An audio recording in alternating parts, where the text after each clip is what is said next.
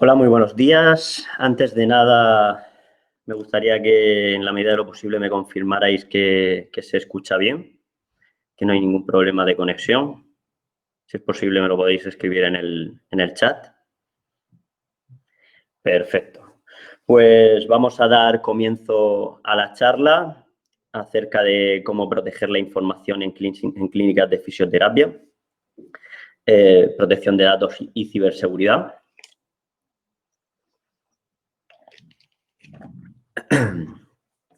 Antes que nada, querría darle las gracias al Colegio de Fisioterapeutas de la región de Murcia, que es colaborador en la charla y que nos ha permitido llegar a vosotros, a sus colegiados y al resto de interesados en la charla.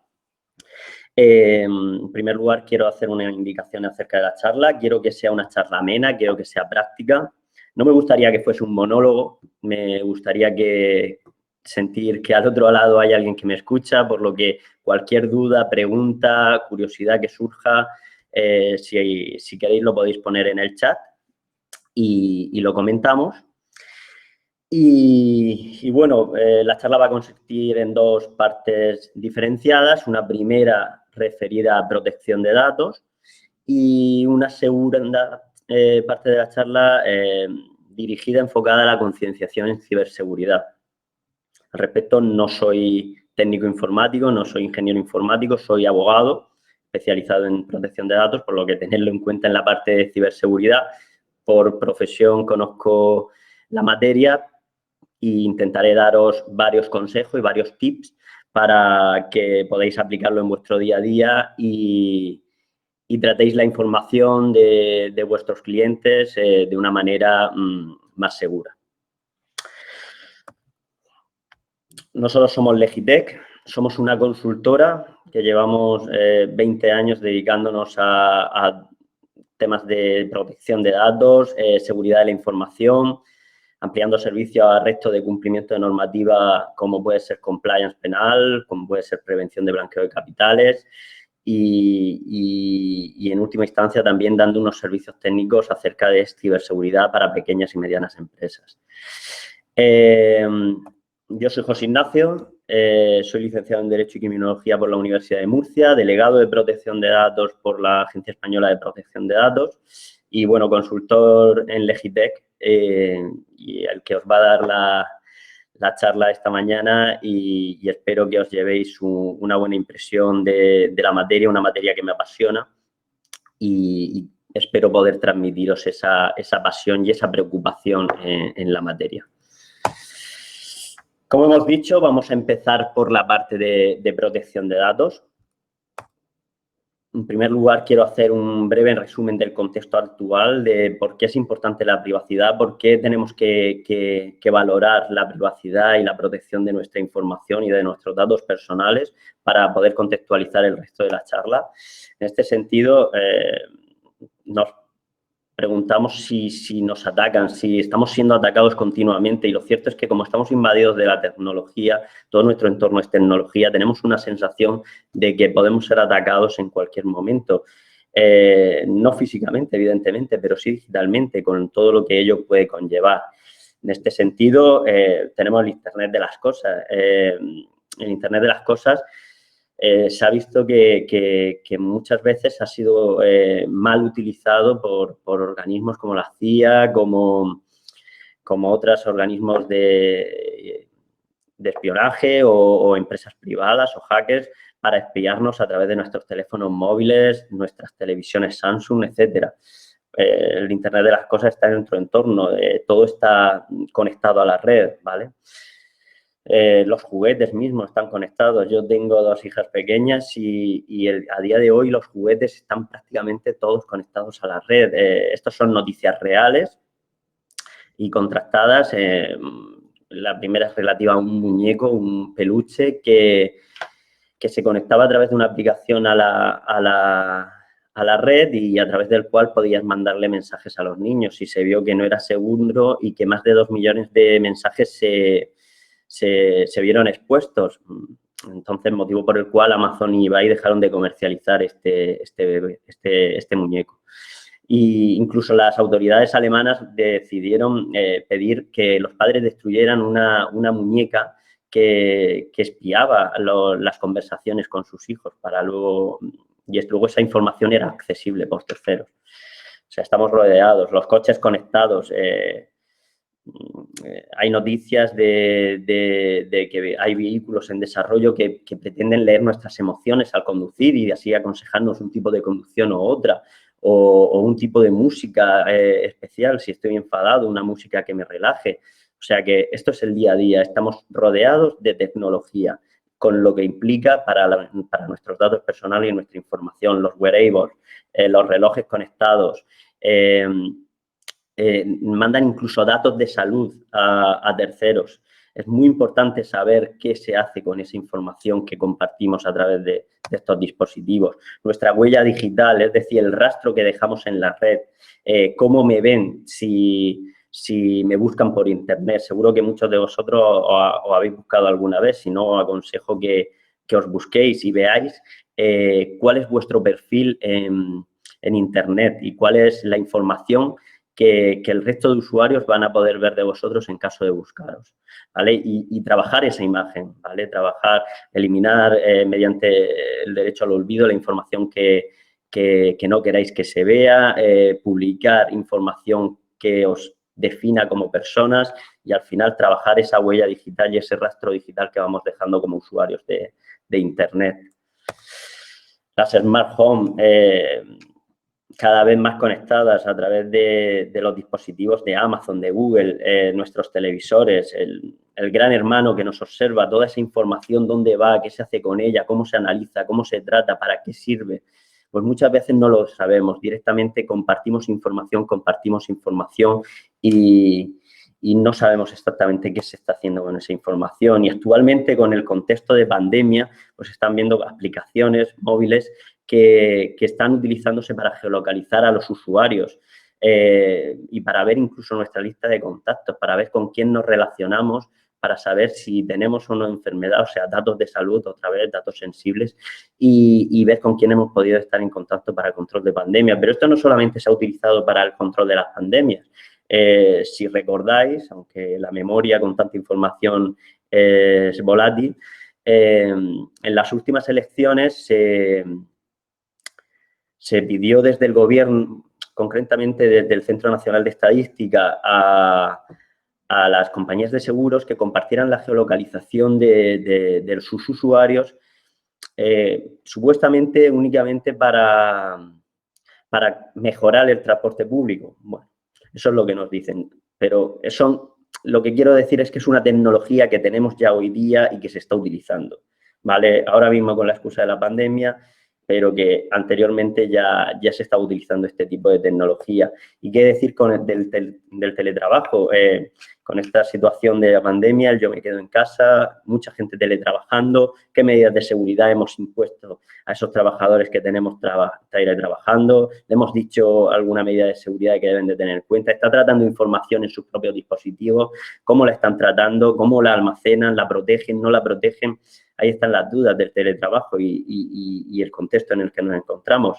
Y más aún, el control de temperatura. ¿Cómo efectuamos ese control de temperatura? No es tan fácil porque la temperatura, ese control de temperatura en sí es un dato de salud y, por lo tanto, hay que tener muchas variables en cuenta para saber si lo podemos hacer, cómo lo debemos hacer para hacerlo correctamente. Incluso la Agencia Española de Protección de Datos, en este sentido, se lava un poco las manos diciendo que el tema del control de temperatura que se está imponiendo en la mayoría de las empresas y comercios, etcétera, tiene difícil encaje en la protección de datos, puesto que consideran que no se trata de una medida de un síntoma habitual con el coronavirus. El otro día, en una charla con la Agencia Española de Protección de Datos, nos decían que menos del 50% de las personas que habían sufrido el coronavirus aquí en España habían tenido episodios de fiebre. Por lo tanto, no es una medida efectiva y si no es efectiva, pierde legitimidad. Por lo tanto, ¿cómo podemos completar esa medida para que sea efectiva? Bueno, pues son muchos aspectos que hay que tener en cuenta y por los cuales la protección de datos y la defensa de la privacidad es tan importante en el contexto en el que nos movemos actualmente. Y ya vamos a entrar en materia. ¿Qué es la protección de datos? Pues bien, hay una definición que engloba muy bien la protección de datos. Si entendemos bien esta frase, creo que entenderemos muy bien la importancia que tiene la protección de datos en nuestro día a día. Y es que toda persona tiene derecho a saber por qué, quién, para qué y cómo son tratados nuestros datos personales y de poder decidir sobre el tratamiento. ¿Qué significa? Que tenemos que saber por qué están tratando esa información, qué razón, cómo ha llegado, cómo han recopilado esa información. Porque no puede ser que me llame cierta empresa a una hora introspectivas diciéndome que tengan una promoción especial para mí y yo les pregunte, oye, ¿y de dónde habéis recibido esta información? Y no sepan decirme de dónde han recibido esa información y cómo la han recopilado. ¿Quién? Es decir, ¿quién es el responsable de esa información? ¿Quién la va a tratar? Si se va a comunicar, si no se va a comunicar a terceros. ¿Para qué? Es decir, la finalidad. Unas finalidades concretas. No se puede utilizar la información para cualquier cosa, para todo. ¿Vale? ¿Y cómo? Es decir, ¿con qué medidas de seguridad? ¿Vale? ¿Cómo lo van a tratar? ¿Cómo van a proteger esa información que van a tratar mía? Y, por supuesto, yo debo de poder decidir sobre su tratamiento, es decir, debo de poder decidir, oye, pues no quiero que la trates, quiero que dejes de tratarla para esta finalidad y la mantengas para estas, oye, ¿qué información tienes mía? Quiero rectificarla, es decir, poder decidir sobre qué información y cómo van a tratar esa información. Creo que es una frase que engloba muy bien el concepto de protección de datos.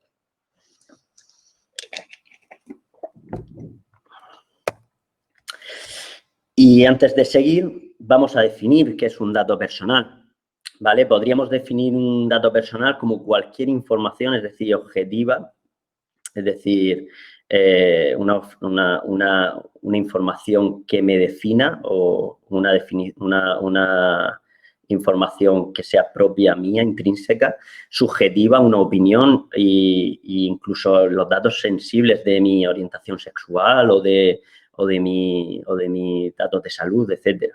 Tienen que estar relacionados con una persona en concreto. Esto excluye todos los datos de estadísticos que se tratan de forma global y anonimizada, ¿vale? Sino que tienen que estar relacionados con una persona en concreto. Tengo que poner en contexto esa información que tengo y poder vincularla a una persona en concreto. Tiene que ser identificada o identificable esta persona, es decir, se puede identificar directamente José Ignacio Santaella Rubio, es decir, mi nombre me identifica perfectamente, o identificable José Ignacio, que trabaja en Legitec, pues solamente estoy yo, por lo tanto, en ese contexto de información me pueden identificar, ¿vale? No tiene por qué ser un dato concreto, sino que con un conjunto de datos podríamos identificar a esa persona. Tiene que ser física. Esto es muy importante porque excluye la protección de datos, todo el tratamiento de datos de personas jurídicas, es decir, de empresas, ¿vale? El CIF, la razón social, no son datos personales y, por lo tanto, no se encuentran protegidos por la ley de protección de datos. Estarán protegidos por otras normativas, ¿vale? Puede ser también un identificador online, como mi dirección IP o la información que pueden recoger las cookies de mi navegación por Internet y pueden ser de uno o más factores. ¿Cuál es la evolución legislativa que ha sufrido la protección de datos aquí en España? Pues bien, lo primero de todo es que la protección de datos es un derecho fundamental reconocido en el artículo 18.4 de la Constitución española, donde dice que la ley limitará el uso de la informática para garantizar el honor, la intimidad personal y familiar de los ciudadanos y el pleno ejercicio de sus derechos. En este sentido, España es un país pionero en la protección de datos. Aparte de ser un derecho fundamental, posteriormente fuimos desarrollándola en la LORTAT, que fue la primera normativa que reguló el tratamiento automatizado de datos personales. Posteriormente, y a partir de la directiva de la Unión Europea del 95, la Ley Orgánica de Protección de Datos 1599 y el reglamento que luego la desarrollaba en el 2007, que fue una ley pionera y un reglamento pionero que luego se ha extrapolado a numerosos países. Y ya en última instancia, en 2016, la Unión Europea publicó, para unificar criterios entre todos los países de la Unión, el Reglamento General de Protección de Datos. Se publica en 2016, entra en efectivo cumplimiento en 2018 ¿vale? El 25 de mayo de 2018, a partir de ahí se vuelve obligatorio para cualquier organización aplicar el Reglamento General de Protección de Datos y ciertos huecos que permitía el Reglamento General de Protección de Datos los rellena la Ley Orgánica de Protección de Datos y Garantía de Derechos Digitales que se promulga en diciembre de 2018 aquí en España. Esto sería a grandes rasgos la evolución legislativa que ha tenido la protección de datos en nuestro país.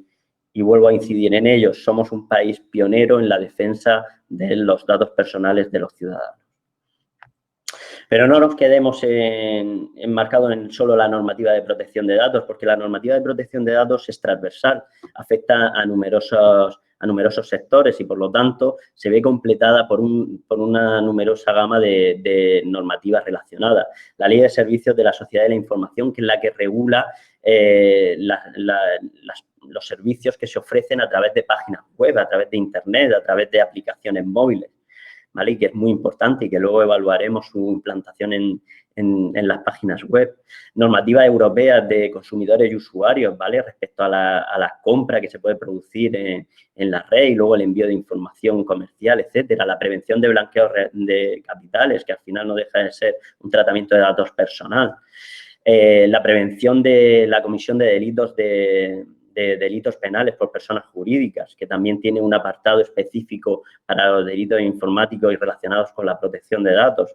Así como para el tema de los plazos de conservación de la información, tenemos la Ley de Autonomía del Paciente, el Código Civil, Código Penal, normativa laboral, fiscal, de prevención de riesgos laborales, etcétera. Es decir, numerosa normativa que aplica en protección de datos. Es decir, la protección de datos, al ser una normativa transversal que afecta a tantos sectores, se ve muy influenciada por el resto de normativas, ¿vale? Y entonces, cualquier aspecto de estas normativas puede tener consecuencias en la regulación de la protección de datos.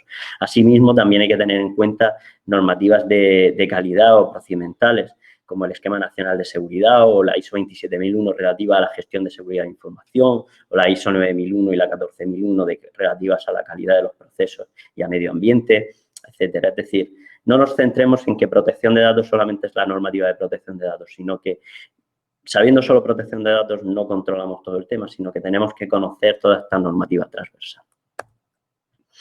¿Y cuándo me aplica la protección de datos? Pues muy fácil, si recopilo, almaceno u utilizo información y datos personales, o bien trato datos para un tercero, es decir, una asesoría que le presta el servicio de asesoramiento laboral a una clínica de fisioterapia, presta datos para un tercero y, por lo tanto, también trato datos para un tercero y, por lo tanto, también le afectaría la protección de datos.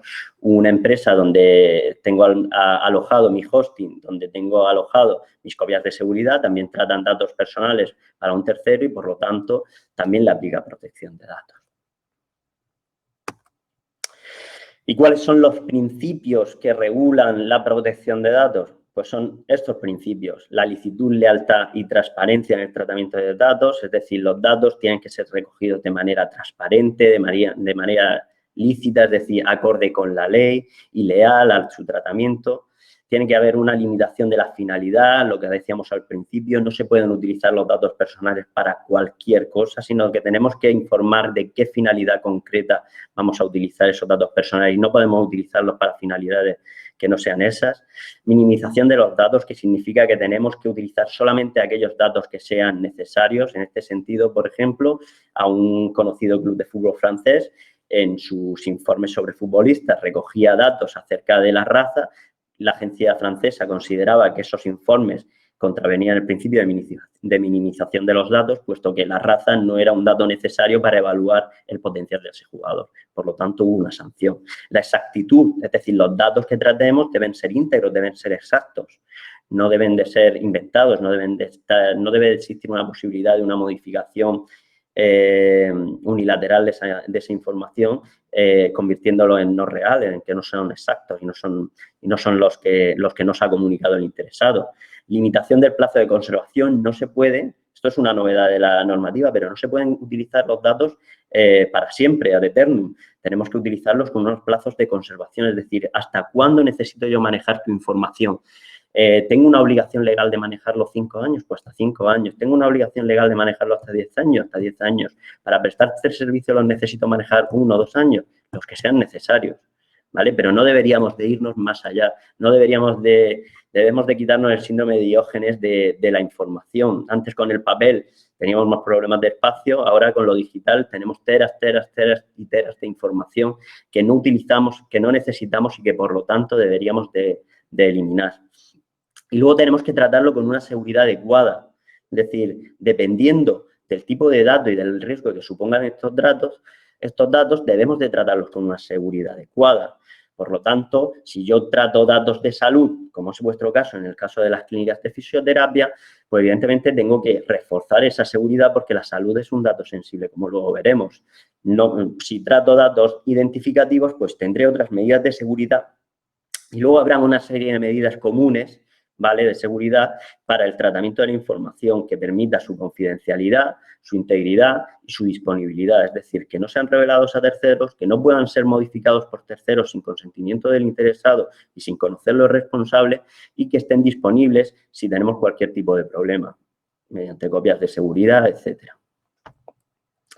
A estos principios de tratamiento de datos, el Reglamento General de Protección de Datos incorpora dos innovaciones, que es el principio de responsabilidad activa, que supone que el responsable no solo debe de cumplir con protección de datos, sino que debe ser, posteriormente, debe de poder demostrar que está cumpliendo con protección de datos. Es decir, no solamente tengo que informar, sino tengo que poder demostrar que he informado. No solamente tengo que decirle al encargado de tratamiento tienes que cumplir estas medidas, sino que tengo luego que poder demostrar que se lo he dicho de forma efectiva, ¿vale? Y otro de los principios que incorpora el Reglamento General de Protección de Datos es la protección de datos desde el diseño y por defecto. Es decir, cuando yo me planteo un proyecto, cuando yo me planteo una nueva aplicación para mi centro o la contratación de un nuevo software, tengo que valorar si este software va a cumplir con protección de datos y tengo que valorarlo con carácter previo, no a posteriori. Es decir, si yo voy a contratar un nuevo software, tendré que pensar, oye, ¿y este software cómo hace las copias de seguridad? ¿Me permite descargarme la información cifrada? ¿Cómo lo protege? ¿Dónde está alojado? Todas estas preguntas tendremos que hacérnoslas con carácter previo, no esperarnos a tenerlo implantado, a que nos empiece a dar problemas para entonces plantearnos, oye, es que no estás cumpliendo con protección de datos. ¿Vale? Y por eso le tendremos que exigir que cumplan con protección de datos. Y, bueno, vamos a la parte más práctica de la charla, es cómo nos adaptamos a esta normativa de protección de datos, a este Reglamento General de Protección de Datos y a la Ley Orgánica de Protección de Datos y Garantías de Derechos Digitales española. Para eso, porque muchas veces estamos muy perdidos, no sabemos exactamente cómo empezar, vamos a utilizar un decálogo de acciones que toda empresa que esté correctamente adecuada a la protección de datos debe de haberse formulado y haberle dado respuesta. En primer lugar, toda organización que trate de datos personales tendrá que crear un registro de actividades de tratamiento y bases de legitimación.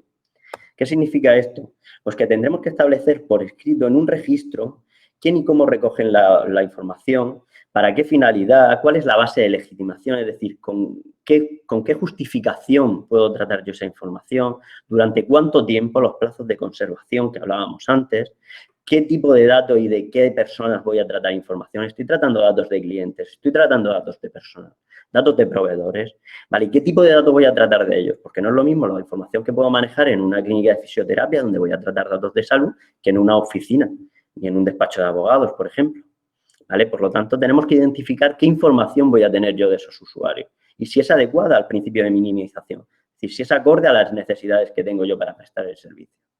¿A quién vamos a ceder los datos? Es decir, ¿a quién los vamos a comunicar? ¿A quién vamos a traspasar esa responsabilidad? ¿A administraciones públicas?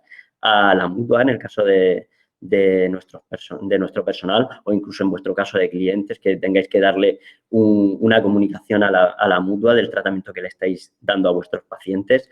¿A los seguros privados? Luego, encargados de tratamiento, que luego es una figura que veremos más adelante, también tendremos que identificarlos en el registro de actividades de tratamiento. Serían, por ejemplo, la asesoría, la prevención de riesgos laborales, etcétera. Y luego, si hacemos o no transferencias internacionales, y muchos diréis, oye, ¿Cómo voy a hacer yo transferencias internacionales si soy una clínica local que tengo en determinado municipio? ¿Y cómo voy a hacer? Pues muy fácil, porque muchas veces contratamos servicios de alojamiento que están ubicados en el extranjero y, por lo tanto, hay que evaluar cómo se está comunicando esa información, si está legitimada, si no está legitimada y cómo se está realizando esa transferencia internacional. Por lo tanto, sí que tienen muchas veces implicaciones las transferencias internacionales. Lo que pasa es que muchas veces o no lo sabemos o no nos lo han hecho ver todavía. Identificar las bases de legitimación, como habéis visto anteriormente, era uno de los puntos clave del registro de actividades de tratamiento. Las bases de legitimación hay que tenerlas documentadas, hay que tenerlas identificadas de cada una de las finalidades de los tratamientos de datos que vamos a realizar y debemos de tenerlas actualizadas, ¿vale? Debemos de tener actualizados los consentimientos, ¿vale? Estas son las bases de legitimación que tenemos. Como veis, no solamente se puede tratar la información por consentimiento del usuario, hay otras muchas bases de legitimación que nos van a permitir tratar la información. El más conocido, evidentemente, es el consentimiento, cuando nos dan una autorización para utilizar sus datos personales, pero también podemos tratar datos personales con la base de legitimación de ejecutar un contrato, un precontrato para dar un servicio. Es decir, si yo estoy tratando datos de pacientes, los datos de los pacientes los estaré tratando para poder prestarles servicios. Será necesario para poder ejecutar ese contrato que firman conmigo mis pacientes, ¿vale? Aunque no sea explícito y sea tácito. También los intereses vitales. En este sentido, bueno, por el tema de los motivos de la pandemia de coronavirus, la justificación en muchas ocasiones de los datos de salud en esta pandemia se están justificando por interés vital, porque hay una obligación legal de tratar esa información. Oye, es que hay una ley que me obliga a tratar esta información y a conservarla para poder prestarte el servicio, como es la ley del paciente y la conservación de historiales clínicos. También puede ser una misión realizada en interés público, en ejercicio de poderes públicos, es decir, que haya una normativa que legitime a una autoridad pública a tratar determinada información. Y luego también puede ser por satisfacer intereses legítimos de nuestra organización.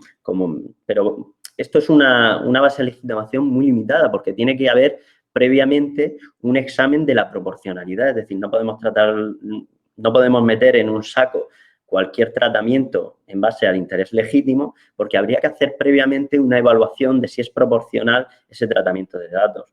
Muchas veces me viene dado porque existe una relación previa. Oye, es que yo llevo tratando tus datos para mandarte información comercial desde hace 20 años y no te has quejado, pues quizás puede ser proporcional seguir tratándolos aún sin necesidad de un consentimiento basado en un interés legítimo. Habría que evaluarlo.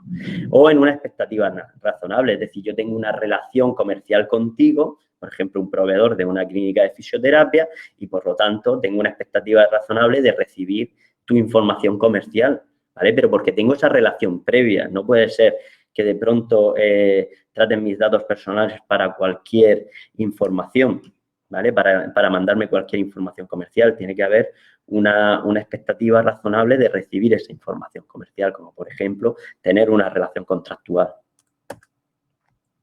Respecto al consentimiento, hay un cambio fundamental y es que ahora el consentimiento debe ser demostrable, lo que hablábamos antes de responsabilidad activa, es decir, no solamente cumplir, sino poder demostrarlo. Por lo tanto, debemos de guardar registros de ese consentimiento. Afirmativo y fácil de retirar. ¿Qué significa esto? Que no vale un consentimiento en negativo. No vale decir, si no estás de acuerdo con recibir información comercial, marque la casilla. ¿Vale? Eso sí se podía hacer antes, ahora no. ¿Vale? Y fácil de retirar. Debemos de ofrecer al usuario, al cliente, una forma fácil de retirar ese consentimiento. Por ejemplo, si yo estoy mandando información comercial desde mi clínica, pues tendré que darle un canal para retirar ese consentimiento que sea igual de sencillo como el canal en el que no lo había dado. Por ejemplo, si yo te estoy mandando información comercial, pues poner un enlace a un determinado formulario que permita retirar ese consentimiento o directamente mandarme una comunicación por email retirándome ese consentimiento para enviarte información comercial. Y el interesado tiene que saber en qué momento le estamos pidiendo consentimiento, es decir, cada finalidad tiene que tener su base de legitimación y, por lo tanto, para finalidades distintas, consentimientos distintos. No podemos hacer un consentimiento global que englobe todas las finalidades que vamos a pedir el consentimiento. No. Tendríamos que ir pidiéndole, oye, ¿quieres darme el consentimiento para utilizar imágenes tuyas en charlas y coloquios posteriores en los que participe, pues pedimos un consentimiento. ¿Quieres recibir información de la clínica? Pues pedimos un consentimiento. ¿Quieres designar a un tercero para que reciba la información propia de tu historial clínico o pueda recogerlo? Como puede ser tu padre o tu madre, pues tienes que pedir otro consentimiento, ¿vale? Pero consentimientos diferenciados, distintos para cada una de las finalidades. Es muy importante, ¿vale? No consentimientos globales. Y vamos a la categoría de datos, lo que hablábamos, identificar qué tipo de datos vamos a tratar. Hay datos identificativos y de contactos, incluso los económicos, que son datos que no se consideran especiales, pero luego hay unos tipos de datos, ¿vale? Que la propia normativa establece un régimen especial de su tratamiento y, por lo tanto, tenemos que llevar especial cuidado. Y concretamente a vosotros, que en las clínicas de fisioterapia os aplica el dato de salud, que es un dato sensible, es un dato de categoría especial y, por lo tanto, deberemos de llevar mucho cuidado en su tratamiento y tener muy bien legitimado su base de legitimidad, ¿vale? Para poder tratar esa información. Y mucho cuidado a quién lo comunicamos, cómo lo comunicamos y cómo lo tratamos. Es decir, debemos de establecer unas medidas de seguridad especiales para ese dato de seguridad más sensible. Por lo tanto, por ejemplo, debemos de tener un control de acceso sobre los historiales clínicos. No deberán de estar en una zona visible para cualquier paciente que pueda entrar a la clínica. Deberán estar, si están digitalizados, deberán estar establecido un control de acceso que impida el acceso a perfiles que no tengan que acceder a ese historial clínico, etcétera. Es decir, deberemos de tener un control sobre quién accede a esa información.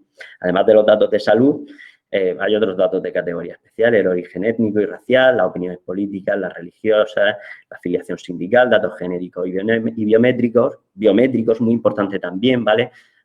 No afectarán a todos, pero en muchos casos se están estableciendo sistemas de control biométrico para el personal, en los accesos del personal, y toda esa información tendremos que tener especialmente cuidado a cómo la vamos a tratar. Por lo tanto, esos datos biométricos tenemos que tener en cuenta que tienen una categoría especial y, por lo tanto, no podemos justificar su tratamiento en base a bases de legitimación que no sean las adecuadas. Y luego la vida y la orientación sexual. ¿Vale? Pero bueno, no nos quedemos en que no se puede tratar esta información porque sí existen determinadas excepciones, ¿vale? Para poder tratar esta información, ¿vale? Concretamente vosotros tratáis datos de salud porque son necesarios para prestar el servicio.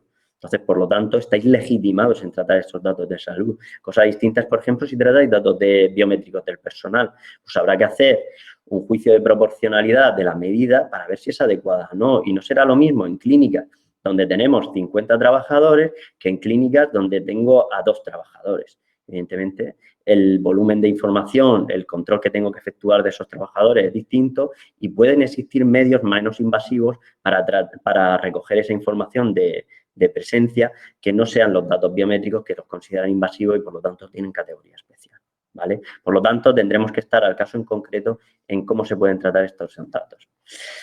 Sigo.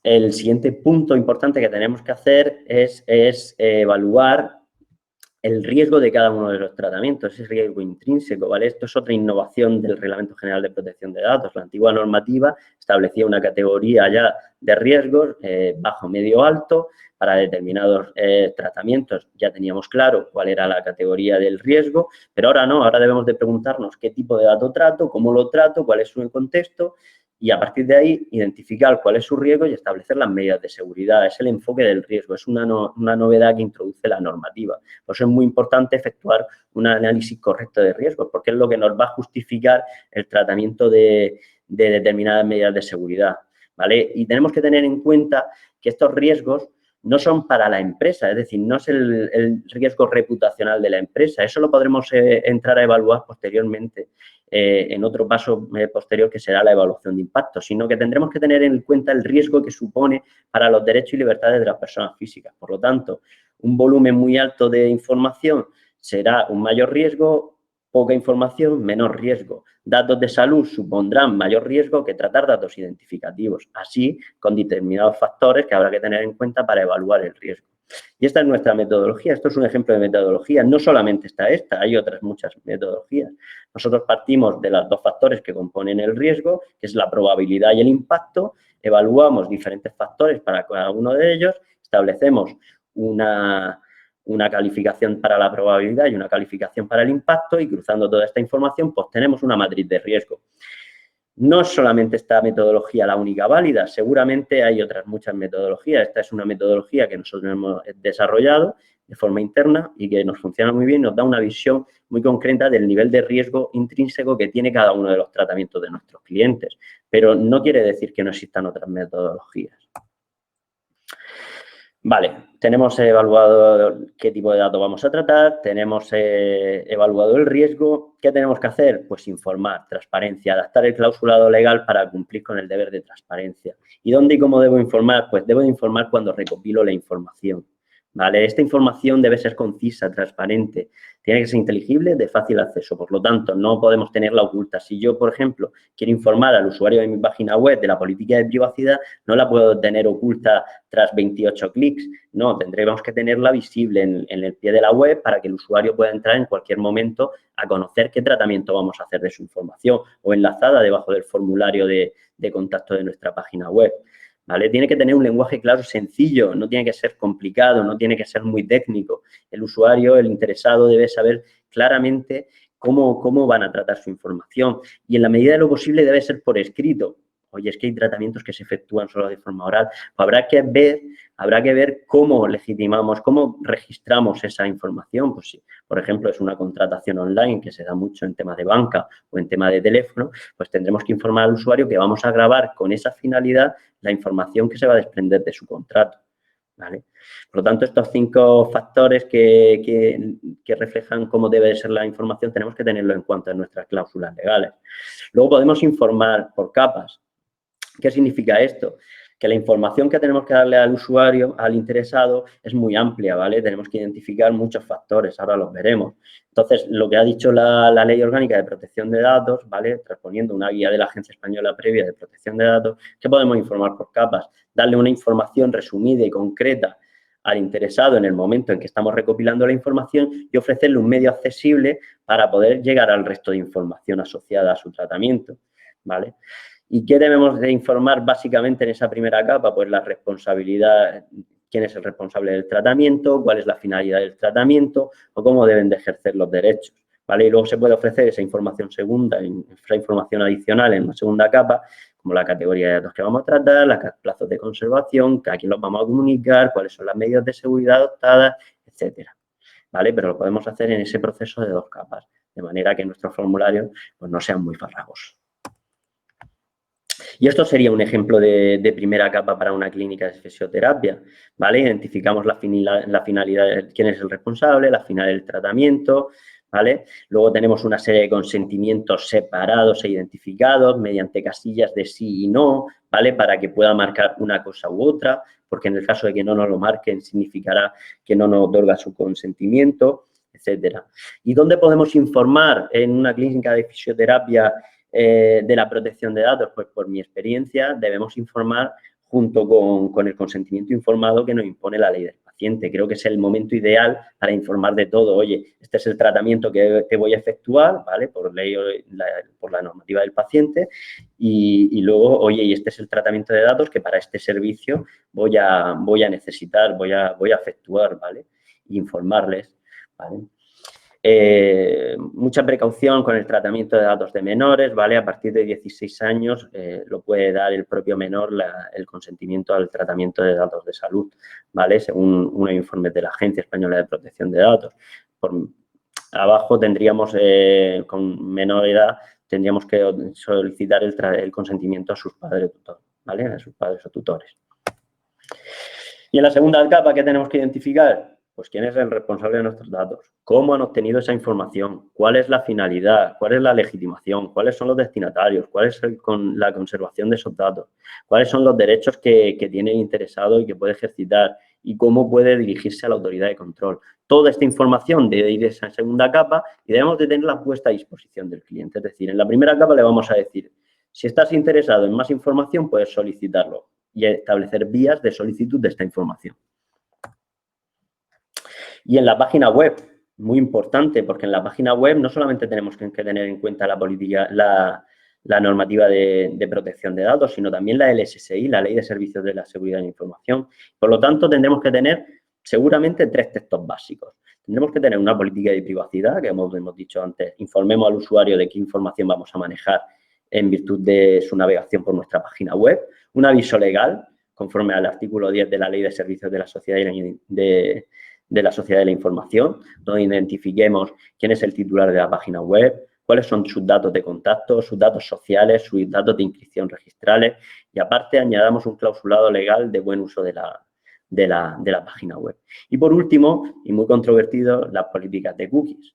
Debemos de identificar qué cookies implanta en nuestra web cuando navego en ella, ¿vale? Y informar al interesado de estas cookies.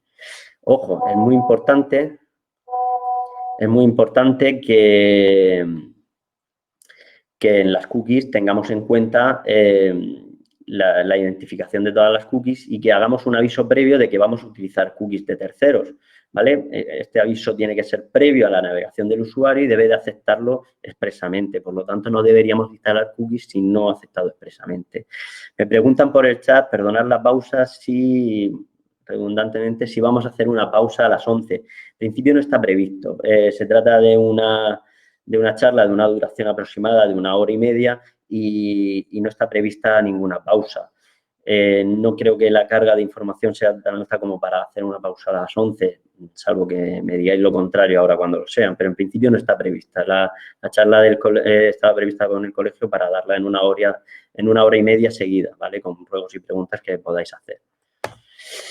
Seguimos, ¿vale? Porque si no se nos echa el tiempo encima. Debemos de cumplir con los encargados de tratamiento, debemos de revisar nuestros procedimientos de ejercicio de derechos. ¿Cuáles son los ejercicios de derechos que pueden ejercer? ¿Cuáles son los derechos que pueden ejercitarnos los interesados? Pues nos pueden ejercitar un derecho de acceso, que significa solicitar qué información manejamos de ellos, un derecho de rectificación, modificar cualquier información que podamos manejar de ellos, de supresión, que es eliminar la información que tengamos del interesado, oposición a un determinado tratamiento, es decir, deja de tratar la información para un determinado tratamiento en concreto, limitación, que significa que tú puedes dejar bloqueada esa información en tus sistemas, pero no puedes utilizarla para ninguna otra finalidad.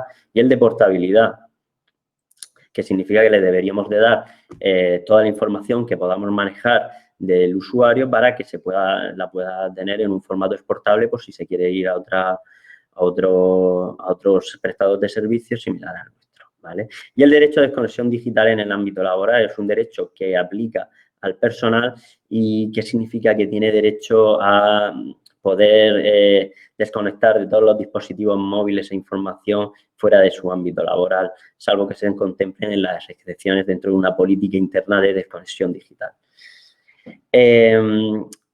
Me preguntan si el material de las diapositivas lo vamos a pasar. Sí, efectivamente, vamos a pasar el material de las diapositivas y estamos grabando la charla, por lo que luego también la podremos compartir en redes y con el Colegio de Fisioterapeutas. O sea que sí, no hay ningún problema. El material de las diapositivas lo pondremos a disposición del colegio para que lo pueda compartir con vosotros.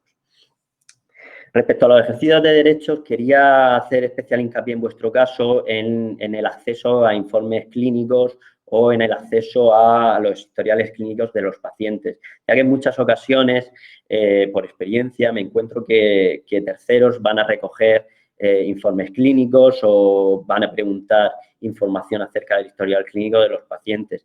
Y esto no se debería de poder hacer salvo que tengamos una autorización expresa y por escrita del paciente para que esa determinada persona en concreto acceda a esa información concreta. Es decir, no nos vale una autorización general de puede acceder a todo, ¿no? Deberíamos de hacer una autorización concreta de puede recoger este informe clínico, puede ir a preguntar esta información, etcétera. Es muy importante que lo tengáis en cuenta porque en muchas ocasiones, hasta por confianza, damos información relativa a historial clínico, por lo tanto, información sensible, como hemos visto antes, sin tener ninguna autorización concreta del paciente. Por lo tanto, mucho cuidado en ese ejercicio de acceso a esa información.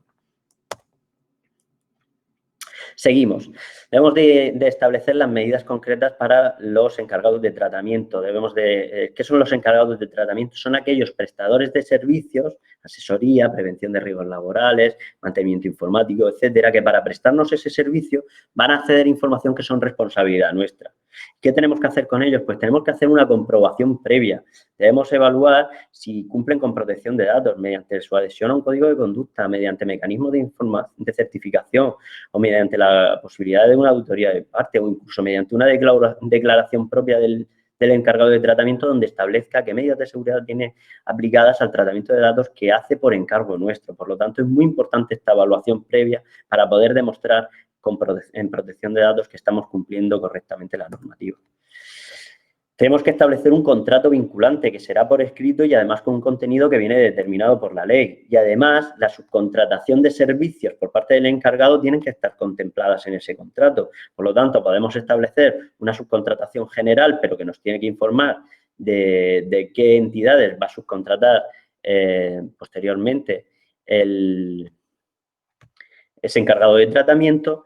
O bien, limitar la subcontratación a no se puede subcontratar con nadie y establecer que cualquier subcontratación que se vaya a hacer posteriormente la tiene que consultar previamente con nosotros, ¿vale? Dependerá del tipo de servicio que contratemos, habilitemos un modo de subcontratación u otro. Pero es muy importante que tengamos reflejada este apartado de subcontratación en nuestros contratos.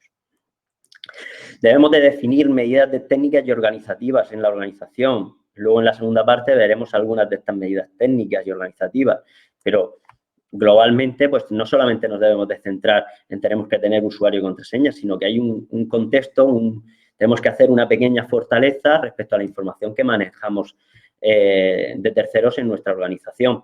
Debemos de establecer una serie de medidas físicas y perimetrales, alarmas, cámaras de videovigilancia si es necesario, etcétera. Una seguridad en los dispositivos. Es decir, cómo se accede a los dispositivos, usuario, contraseña, seguridad en las comunicaciones, que estén cifradas, ¿vale? Que sean comunicaciones seguras, seguridad en los tratamientos, es decir, que tengamos una seguridad legal en cómo efectuamos los tratamientos de información que hacemos, ¿vale? Y una seguridad en la información propia de los datos, ¿vale? Debemos establecer diferentes capas de seguridad. Una vez que tengamos toda esa definición de cuáles son los tratamientos que vamos a efectuar y tengamos definidos cuáles son los riesgos que tenemos de cada uno de los tratamientos, tenemos que establecer las diferentes medidas de seguridad aplicables a cada uno de los tratamientos, ¿vale? Y escalarlas en toda la organización, no quedarnos solamente en tengo un servidor súper protegido y al resto de equipos los tengo desprotegidos, ¿no? Tenemos que escalarlo a toda la organización, ¿vale? A toda la clínica y a todos los equipos. Debemos de hacer una evaluación de impacto. Esto es un paso más allá perdón, me lo he saltado. Debemos de tener en cuenta la notificación de brechas de seguridad. ¿Qué significa esto? Que ante cualquier incidente de seguridad, es decir, un incidente en el que declaramos información o se produzca una violación de la seguridad de nuestra información, que suponga una pérdida, alteración de la información o un acceso ilícito por parte de terceros, debemos de comunicarlo a la Agencia Española de Protección de Datos a través de la sede electrónica. Y esta comunicación se debe dar en un plazo máximo de 72 horas desde que tenemos conocimiento. Por lo tanto, tenemos que ponernos en marcha en un proceso continuo de evaluar esta posible brecha de seguridad. ¿Qué significa esto? Pues que tendremos que tener coordinados a nuestro consultor de protección de datos, a nuestro informático, para que redacten un informe, evalúen si se ha producido o no un daño para los terceros y en ese sentido tengamos o no la obligación de informar a la Agencia Española de Protección de Datos en un plazo de 72 horas de cualquier brecha de seguridad que haya puesto en riesgo los intereses de nuestros clientes o de terceros, ¿vale? Por lo tanto, muy importante este procedimiento, muy importante tener en cuenta los plazos y muy importante poner en coordinación tanto a nuestros servicios informáticos con nuestros consultores de protección de datos. Por eso es muy importante que tengáis en cuenta que la consultoría en protección de datos no termina cuando te dan la documentación, muchas veces documentación genérica, sino que lleva mucho trabajo después para dar respuesta a todas estas incidencias que se pueden dar y que pueden ser incidencias desde que me han hackeado la página web y se han llevado todos los usuarios que se habían registrado, a se le ha prendido fuego a mi servidor y he perdido la información y no puedo recuperarla, o he perdido un expediente, un historial clínico de un paciente y no lo localizo y no sé dónde ha podido estar porque me lo llevé a casa por cualquier motivo. Por lo tanto, muy importante este procedimiento y muy importante estar bien asesorados en cómo comunicar la brecha de seguridad y cómo coordinar esa notificación rápida en el plazo de 72 horas, que es el adecuado. Debemos hacer una evaluación de impacto de los tratamientos de alto riesgo. Esto es otra novedad que introduce el Reglamento General de Protección de Datos y que supone ir un paso más allá del análisis de riesgos. En determinados supuestos tasados por la ley o que supongan un riesgo alto para los interesados, tendremos que evaluar qué impacto tendría que se produjera ese daño en los interesados. Es decir, si pierdo determinada información, ¿qué impacto supondría para los interesados que se ejecutara ese riesgo? Y, por lo tanto, establecer medidas concretas para paliar ese posible impacto posterior. Esas medidas concretas tendrán que tener una dotación económica, tendrán que estar asignadas a una persona, tendrán una fecha de ejecución. Por lo tanto, ¿me he quedado en la evaluación del riesgo? No. Voy a seguir un poquito más allá, voy a seguir dando pasos y voy a evaluar el impacto de las medidas. Solamente, como he dicho, se tendrá que hacer en casos muy tasados o en casos que supongan un alto riesgo para los interesados. Y luego un aspecto muy importante, tendremos que evaluar la necesidad o no de designar delegado de protección de datos. Es una figura que incorpora también la normativa de protección de datos y que tiene una descripción de su posición muy concreta. Tiene que ser nombrado atendiendo a cualificaciones profesionales y tiene que conocer la legislación. De hecho, la Ley Orgánica de Protección de Datos recomienda que sean licenciados en Derecho, pero también tiene que tener conocimientos técnicos. Por lo tanto, no vale cualquier abogado, sino que tiene que tener también conocimientos técnicos en la materia, conocimientos en ciberseguridad y en seguridad de la información. Debe tener independencia. Esto lo limita bastante internamente, porque no puede ser el gerente, porque no tendría independencia, estaría tomando decisiones sobre las propias cosas sobre las que él decide. Por lo tanto, él no podría supervisar que esas decisiones son correctas porque no tendría una visión objetiva desde esa posición. Por lo tanto, tiene que tener independencia. En este sentido, por ejemplo, también excluyen diferentes informes de la Agencia Española de Protección de Datos y de otras agencias, pues, por ejemplo, a los abogados internos de las organizaciones o a los responsables incluso de calidad en muchas ocasiones o a los responsables de sistemas. Es decir, no vale cualquier cargo dentro de la organización y, por supuesto, tampoco vale persona administrativa, cualquier persona administrativa, porque tiene que tener una cualificación, como he dicho antes. Se puede externalizar, es decir, no tiene por qué estar contratado laboralmente dentro de la empresa, se puede hacer mediante un contrato de outsourcing. De hecho, nosotros lo ponemos en valor dentro de con nuestros clientes y muchos de ellos contratan la figura del delegado de protección de datos. Y, aparte, debe estar publicada esta información del delegado de protección de datos, debe estar publicado en la Agencia Española de Protección de Datos y debe estar publicado a través de sede electrónica. Por lo tanto, no sirve tener un delegado de protección de datos que no esté comunicado en la agencia, no sirve de nada. ¿Vale? Es muy importante porque en muchas ocasiones nos encontramos fraudes de empresas que te venden que estás haciendo un servicio de delegado de protección de datos y luego resulta que no han comunicado a la agencia el alta de tu delegado de protección de datos y eso es como si no hubieses hecho nada. Por lo tanto, es muy importante. Pues el servicio de delegado de protección de datos es un servicio muy específico porque va más allá de una simple consultoría. Tened en cuenta que el delegado de protección de datos adquiere responsabilidad respecto a los tratamientos propios que estéis haciendo en la organización. Es decir, no se queda simplemente en un asesor de cómo debéis hacer las cosas, sino que tiene que supervisar que efectivamente se está cumpliendo con la normativa de protección de datos. Y levantar acta, nosotros levantamos acta de todas nuestras reuniones de delegados de protección de datos con nuestros clientes, dejando por escrito lo que se está haciendo, cómo se está haciendo y dejando un registro de las acciones a realizar a futuro. Es muy importante porque eso va a demostrar la responsabilidad activa de la organización ante la agencia. Si luego tú mañana tienes un problema, podrás determinar que en tus reuniones con el delegado de protección de datos has tenido en cuenta este problema y le has puesto estas soluciones, porque muchas veces el riesgo cero es imposible. ¿Vale? Por lo tanto, eso es muy importante. Luego tiene una función muy importante también en la formación del personal, ¿vale? Que veremos ahora después. El delegado de protección de datos debe de participar de esa formación al personal. y también es muy importante que esa figura asuma esa responsabilidad.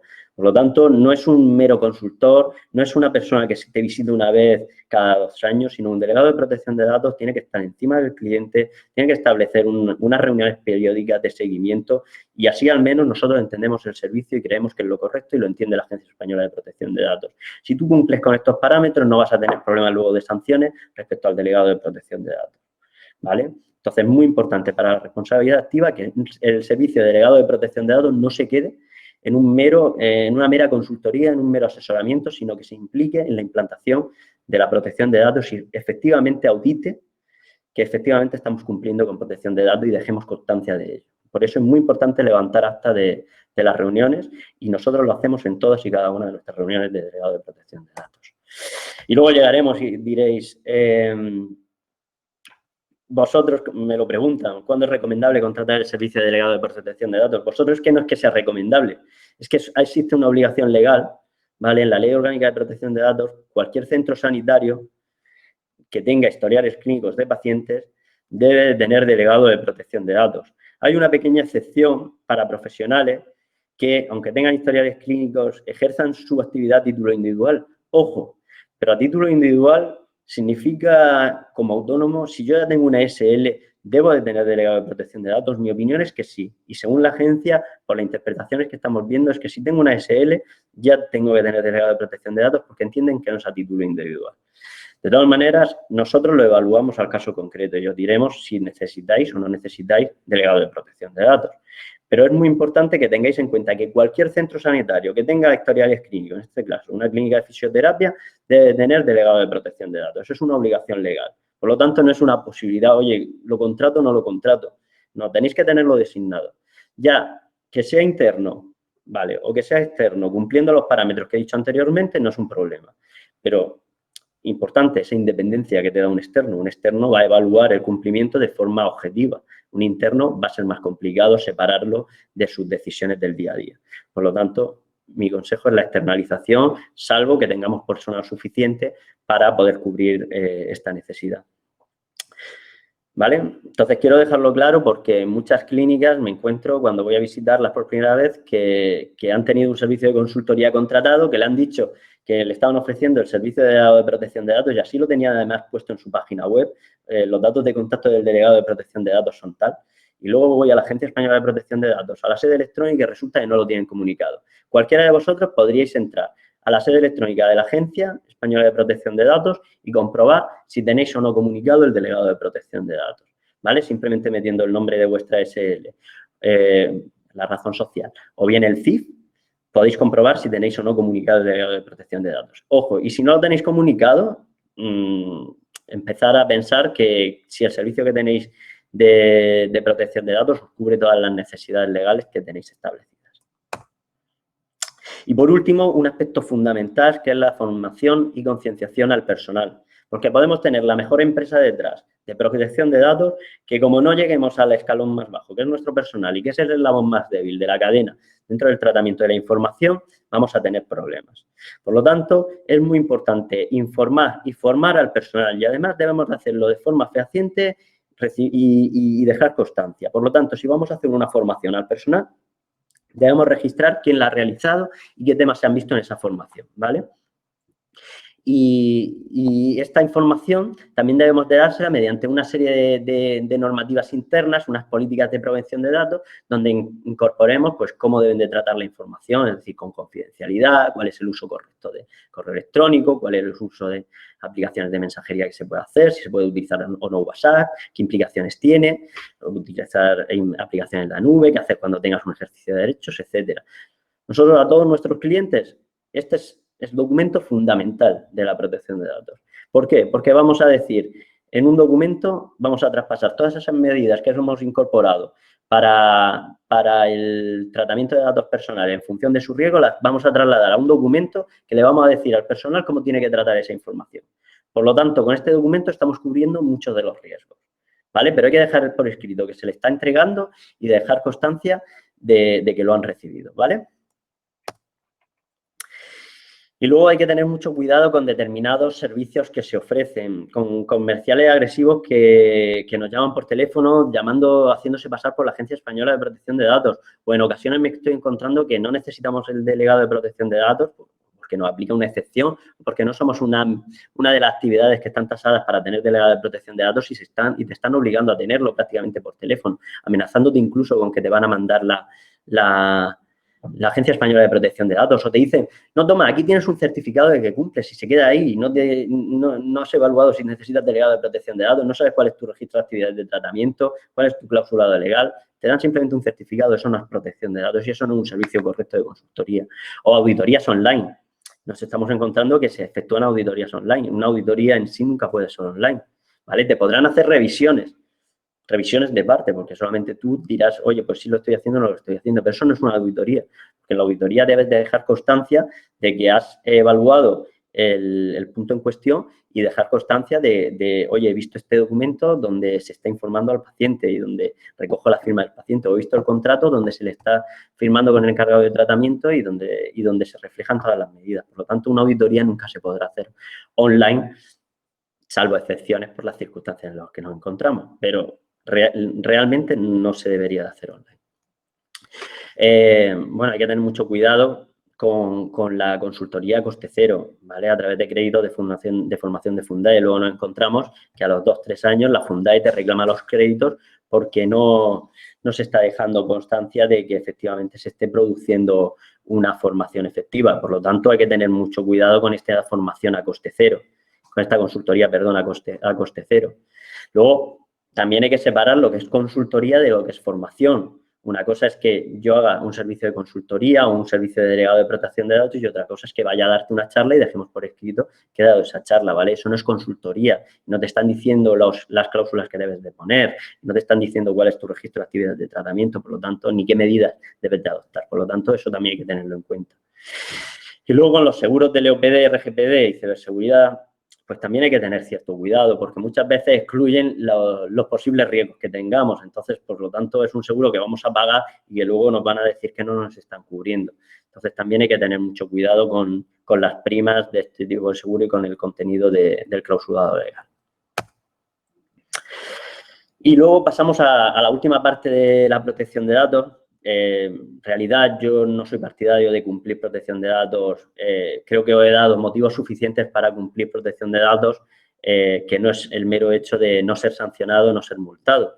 Pero bueno, no debemos de olvidar que existen unas multas y unas sanciones muy potentes dentro del Reglamento General de Protección de Datos. Estamos hablando de multas de 10 millones de euros o 20 millones de euros o porcentajes muy altos de volumen global de negocios, ¿vale? Que luego se pueden ver adecuadas, pero son multas muy potentes y que a una pequeña empresa o una pequeña y mediana empresa le pueden hacer mucho daño. Y además tenemos que tener en cuenta que nuestra Agencia Española de Protección de Datos, velando por nuestra seguridad de la información, es muy activa en sanciones. Por lo tanto, al ser un organismo independiente y autofinanciarse, pues tener en cuenta que es muy activa a nivel sanciones. Como podéis ver, ganamos por goleada al resto de países de la Unión Europea en el número de sanciones, ¿vale? Por lo que hay que tener mucha precaución. Estos son datos reales, os pongo la fuente para que vosotros mismos podáis entrar y comprobar que no son datos inventados y que son datos reales de las sanciones que está poniendo la Agencia Española de Protección de Datos. Y además es que tenemos una agencia de protección de datos muy activa y muy proactiva a la hora de defender los derechos de los interesados. Ahora con el tema de la pandemia del coronavirus está trabajando de forma muy activa y hay que tener un reconocimiento hacia ella que está muy implicada en la defensa de nuestros intereses. Bien, hemos terminado la parte de protección de datos. Si alguien tiene alguna duda, puede hacerla ahora. Si no, lo podemos hacer al final, lo que prefiráis.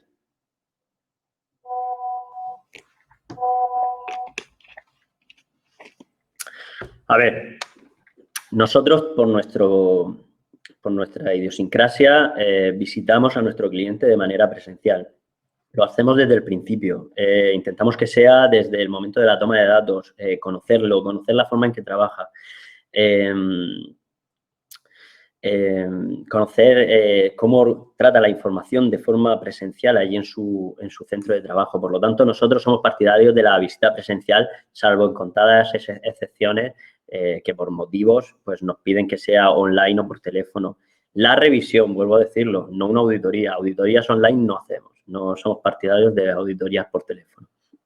Creemos que no cumplen con su objetivo. Revisiones online.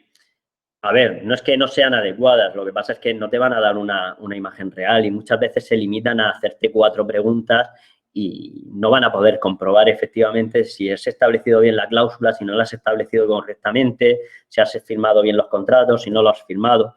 Por lo tanto, se pueden hacer, no quiero decir que no se puedan hacer, pero no me parece lo más correcto. Creo que no es un servicio de consultoría concreto. Yo creo que esa llamada online de ver cómo estás y ver en qué situación te encuentras tiene que ser completada con una revisión presencial y por lo menos esa es nuestra forma de entender la consultoría y nuestro trabajo y en la que te sientes con el cliente, con el responsable que ya haya designado y evalúes in situ esa implantación que haya hecho, ¿vale? Entonces, no es que no la veamos adecuada, es que creo que se quedan insuficientes, que son incompletas. Y, por supuesto, auditorías y actas de delegado de protección de datos online, no. Las reuniones de delegado de protección de datos, salvo ahora, por ejemplo, que por política de seguridad sanitaria no estamos visitando al cliente y la estamos haciendo online, pero enseguida las retomaremos presencialmente, intentamos hacerlas presencialmente, ¿vale? Para, por lo menos, 1 o 2 al año. Es decir, que mínimo que saber cómo está haciendo las cosas tu cliente, ¿vale? No sé si he respondido tus cuestiones. Vale. ¿Alguna otra duda acerca de protección de datos y acerca de...? Vale, pues si no tenemos más dudas, empiezo la parte de ciberseguridad. Y lo primero que voy a hacer es definiros qué es la ciberseguridad, partiendo de la base de que, como he dicho anteriormente, el riesgo cero no existe. Y fijaros si no existe que una empresa como Amazon, ¿vale? En su política de contratación de Amazon Web Services ha contemplado la posibilidad de que se produzca un apocalipsis zombie para excluir la seguridad de su servicio. Por lo tanto, si esto lo hace Amazon Web Services, pues ¿qué no nos puede pasar a nosotros en nuestras empresas, ¿vale? El riesgo cero no existe, pero sí tenemos que ir hacia ese riesgo cero. Es decir, tenemos que paliar en la medida de lo posible esos riesgos y disminuirlos al mínimo posible. ¿Y cómo? Pues estableciendo una serie de controles y una serie de medidas y una serie de políticas que minimicen ese riesgo. ¿Qué es un ciberataque? Pues cualquier delito que se utilice ordenadores, red informática u otras tecnologías, ¿vale? Esa es la definición legal de ciberataque. Por lo tanto, siempre que estén utilizando algún tipo de esta tecnología, estaremos en un ciberataque. Y no pensemos que los ciberataques solo pasan en las películas o solo le pasan a empresas grandes. Cuando os pasen las diapositivas, ahí tenéis una serie de enlaces donde podéis ver de forma en directo, podéis ver directamente cuáles son los ciberataques que se están produciendo en ese momento alrededor del mundo y cuántas empresas están siendo ciberatacadas. Por lo tanto, es muy común y es muy constante el que se produzcan ciberataques, ¿vale? Algunos ejemplos de ciberataques, pues el malware, que es un software que tiene como objetivo dañar e infiltrarse en los sistemas del usuario sin su consentimiento, el virus, que se va copiando y adjudicándose a diferentes aplicaciones dentro de tus sistemas, un spyware, que lo que hace es recopilar información de tu ordenador y después enviarla a un tercero, un ransomware, que secuestra información y la cifra pidiéndote luego una recompensa, un troyano, que es una combinación entre lo que hemos visto del malware y una cosa que se llama ingeniería social y que luego veremos, los gusanos, que tienen como principal característica que se propagan muy rápidamente a otros equipos sin intervención humana, que no necesitan intervención humana para propagarse, a diferencia de los troyanos. El phishing, que es utilizar la confianza del usuario para estafar y obtener datos personales. Luego, ataques contra servidor, contra ataques de denegación de servicio, etcétera, porque cada día pues tenemos nuevos tipos de ataques definidos con nuevos nombres. Y como he dicho antes, no nos pensemos que esto es algo de ciencia ficción, no nos pensemos que esto es algo que pasa a empresas grandes, porque los ciberataques se han convertido en una industria y se han dado cuenta de que les es más rentable utilizar menos recursos y dirigirse a pequeñas y medianas empresas que tienen medidas de seguridad más débiles y a los que luego le van a poder pedir recompensa o van a poder secuestrar su información y comercializar con ella de manera más fácil, que dirigirse a empresas más grandes que tienen mayor controlada su información y, por lo tanto, les va a costar mucho más conseguir esa información. Por lo tanto, estamos asistiendo a una profesionalización de los ciberataques. Cada vez son más masivos y cada vez hay más intervención humana detrás de estos ciberataques y van más enfocados a lo que he dicho, a pymes y ciudadanos particulares. Y no pensemos que esto es complicado. Si buscamos en Google hacker 1000 anuncios o con ransomware, enseguida veremos que hay determinadas ofertas, además muy económicas, para poder dirigir un hacker a una persona en concreto o descargarte un ransomware para poder compartirlo con una empresa en concreto y hacer daño. Es decir, es muy fácil encontrar a través de Google mismo este tipo de servicios. Por lo tanto, no nos pensemos que es complicado y que hay que tener unos conocimientos técnicos increíbles, sino que simplemente yendo a Google tenemos explicaciones de cómo se puede ejecutar este tipo de ataques. Y si esto pasa en Google, pues ¿qué no va a pasar en la red oculta y en la red oscura? Pues que tenemos ciberataques pues muy económicos y servicios de ciberataques pues para cualquier usuario y que se pueden contratar.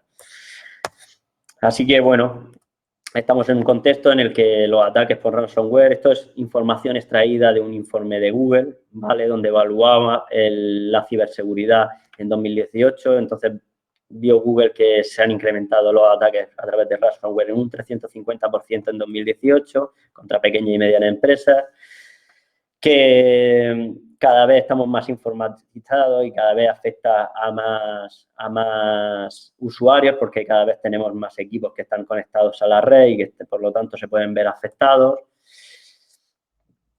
Que hay muy pocas empresas que estén adecuadamente protegidas contra ciberataques. Consideraba el informe que el 99,8% del tejido empresarial de español pues, es atractivo para los ciberataques, porque no tenía un nivel de protección adecuado, que es un campo donde se van a necesitar informáticos durante los próximos años, porque ahí se está viendo una gran demanda en ciberseguridad. Nosotros, de hecho, ofrecemos un servicio de ciberseguridad enfocado precisamente a pymes y a las necesidades que plantean las pymes. Que, como he dicho antes, se está dejando de atacar empresas grandes para hacerlo de forma más masiva contra particulares y empresas, que el coste medio para una organización, ojo, es de 35.000 euros, ¿vale? De un ciberataque, es decir, una vez que te ha atacado y secuestrado tu información o de hecho perder la información, el coste medio para una pyme es 35.000 euros. No lo digo yo, lo dice el informe de Google, ¿vale? Y el 60% de las pymes cierra 6 meses después de haber sufrido un ciberataque. Ojo al dato, es muy importante, no es cualquier cosa. Que tan solo 36% de las pymes y de las empresas encuestadas se sienten seguras, realmente con protocolos de seguridad básicos, y que apenas el 14% de los usuarios actualiza las contraseñas y solo el 21% hace periódicamente copias de seguridad. Solo 1 de cada 10 encuestados decía sentirse seguro cuando navegaba en Internet. Por lo tanto, son datos que me gusta poner en contexto para que veáis que la ciberseguridad está en el día a día y que la posibilidad de tener un ciberataque es constante y que tenemos que poner medidas, igual que tenemos nuestra prevención de riesgos laborales para nuestro personal, pues que tenemos que tener medidas para evitar este tipo de ataques, ¿vale? Y perder la información o que nuestra información se vea expuesta. Sobre todo, tened en cuenta que vosotros tratáis con datos sensibles, los datos de historial clínico. Por lo tanto, si los tenéis en una herramienta en vuestro servidor o en la nube, es probable que seáis un objetivo para un posible ciberataque. La confidencialidad es una propiedad que tiene la información que hace que no pueda estar a disposición de los individuos y tenemos que tener especialmente en cuenta que los datos sensibles que podemos manejar en una clínica pues son confidenciales, por lo tanto tenemos que establecer herramientas para evitar el acceso por parte de terceros a esa información. Dentro de los soportes donde podemos tratar esta información estarían los dispositivos portátiles. A ver, la política que sigue el Departamento Técnico del EGITEC respecto al uso de dispositivos portátiles es que en caso de que no los necesites, dejarlos de utilizar, ¿vale? Porque suponen un riesgo muy alto. Hace unos años hubo una locura en pendrive, todo el mundo nos regalaba pendrive, fuésemos donde fuésemos. Los pendrive son una fuente de virus increíble, aparte son muy fáciles de perder, muy fáciles de romperse, por lo tanto, nuestra política es mejor no utilizarlos, ¿vale? Mejor no utilizar la información en esos soportes. Oye, y si no os veis en otra tesitura de tener que utilizarlos, pues establecer unas medidas de seguridad adecuadas, ¿vale? Establecer procesos de cifrado, ¿vale? Que no se pueda acceder a la información sin contraseña o eliminar cuando esa información no sea necesaria que esté en el pendrive, ¿vale? Respecto a los puestos de trabajo, muy importante, primero, tener el puesto de trabajo ordenado y segundo, el papel confidencial, ojo, no se tira a la papelera. Si yo tengo historiales clínicos y voy a destruirlos, no los puedo tirar directamente al contenedor del papel, porque luego se ven casos como los que ha habido en la Agencia Española de Protección de Datos, que la policía local ha encontrado determinada información relativa a datos de salud en un contenedor y la entidad que era responsable de esa información ha sido sancionada, ¿vale? Entonces, papel confidencial, papel que contenga datos personales, papel que contenga información confidencial en general, va a una destructora o, en su defecto, a un servicio de destrucción confidencial de documentación. Nosotros tenemos el servicio de DLC, ¿vale? Comercializamos un servicio de destrucción confidencial de información. Y este servicio es igual de seguro. Cogemos, ponemos unas cajas, se precintan, se mete la información y luego una destructora sin que nadie pueda acceder a esa información. Por lo tanto, destructora o servicio confidencial de destrucción de información. Respecto a los puestos de trabajo y lo importante que es tenerlos limpios y tener cuidado con la información que tenemos en ellos expuestos. En enero de 2018, lo digo a modo de curiosidad, estuvimos a punto de iniciar un holocausto nuclear. Y diréis, ¿cómo es posible? Bueno, pues aquí tenéis la noticia del país. Esta persona que veis aquí, que parece que no ha roto un plato en su vida, es el responsable con una camisa hawaiana de dudoso gusto. Es el responsable de seguridad del estado de Hawái, en Estados Unidos. Y en 2018 le hicieron una entrevista y el hombre posó con de esta índole para la entrevista sin percatarse de que al fondo, no sé si habéis dado cuenta, tenía una serie de depósitos donde tenía anotada una determinada contraseña para acceder a un determinado servicio o sistema suyo. Por lo tanto, alguien cogió esa información, como tenía la información de quién era la persona, dónde trabajaba, pues cruzando información con un poquito de ingeniería social, consiguió acceder a los sistemas de seguridad de Hawái y generó una alerta por posible ataque nuclear y todo el mundo pues tuvo que huir a sus casas, todo el mundo recibió un mensaje de que iban a ser atacados y empezaron a sonar todas las alarmas en las islas de Hawái.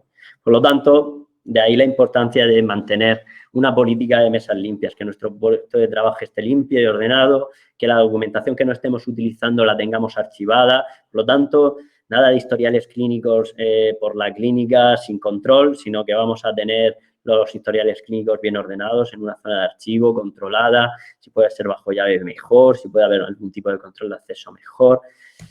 Y luego, pues evidentemente, como hemos visto antes, pues que no hayan usuario y contraseñas anotadas en POSIT, ¿vale? A modo de ejemplo también digo que cuando fueron a hacer la inspección la Agencia Española de Protección de Datos a la empresa de seguridad de unos grandes almacenes derivado del caso Cifuentes, el famoso caso Cifuentes, pues vieron que la empresa de seguridad tenía todo anotado, todos los accesos a las cámaras en POSIT en el puesto de control, cosa que no se debe hacer y que es una medida totalmente desaconsejada y contraproducente.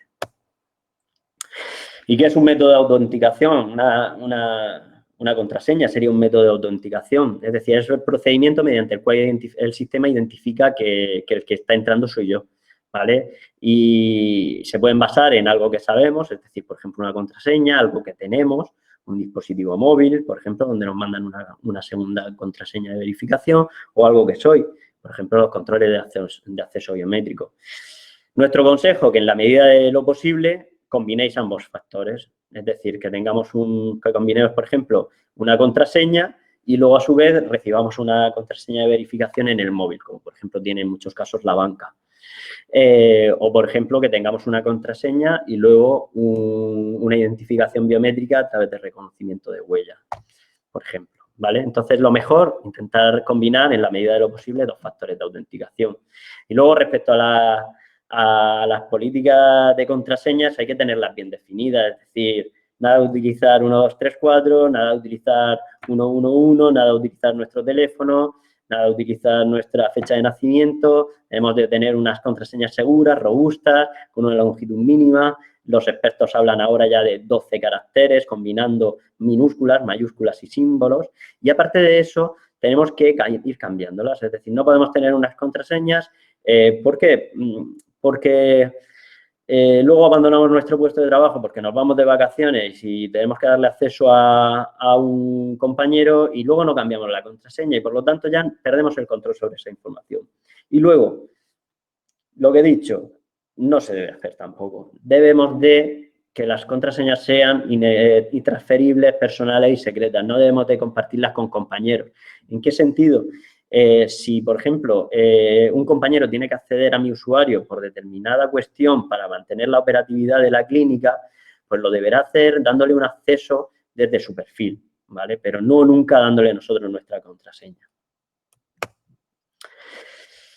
Y ahora tengo una pequeña sorpresilla, y es que he probado las direcciones de correo electrónico con las que habéis registrado en la charla de hoy y, ojo, cuidado, que habéis sido hackeados y que vuestra usuario y vuestra contraseña están rondando en algunos casos por internet.